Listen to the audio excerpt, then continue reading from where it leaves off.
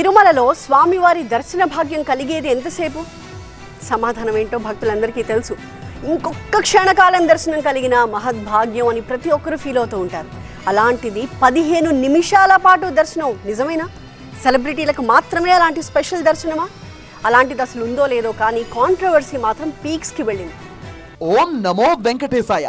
రోజులు గంటల పాటు నిరీక్షిస్తే స్వామివారి దర్శన భాగ్యం కలిగేది మహా అంటే 10-20 సెకండ్లు, అంతకు మించి దర్శనం కాదు.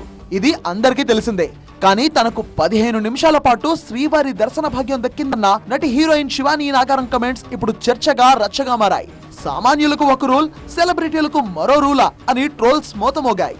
అనుకున్నదొకటి అయిందొకటి. కాంట్రవర్సీ తెరపైకి రావడంతో శివానీ నాగారం తన వ్యాఖ్యలపై క్లారిటీ ఇచ్చారు. స్వామి సన్నిధిలో అంతా ఒక్కటే, తనకేం స్పెషల్ ట్రీట్మెంట్ ఇవ్వలేదన్నారు. 15 నిమిషాల పాటు దర్శనమని అందాసాగా చెప్పా అన్నారు. అలా చెప్పడం వెనక లాజిక్ ని కూడా వివరించారు ఆమె. లైన్ లో బిగినింగ్ నుంచి స్వామివారి దగ్గరికి వెళ్ళినంత వరకు కొంచెం కొంచెం స్వామివారు కనిపిస్తూ ఉంటారు.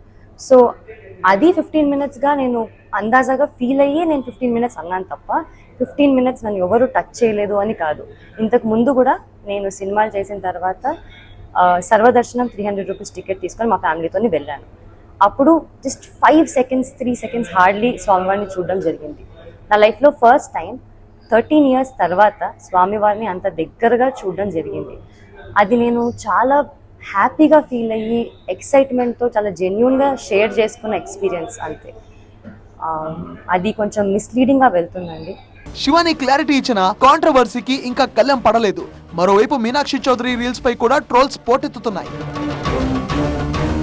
మీనాక్షి చౌదరి భక్తితో తిరుమల గొప్పతనం గురించి చెప్పారు. అయితే ఇది బాగానే ఉంది, కానీ ఇలా కావాలనే సెలబ్రిటీలతో రీల్స్ చేయిస్తున్నారని సోషల్ మీడియాలో రచ్చ కంటిన్యూ అవుతోంది.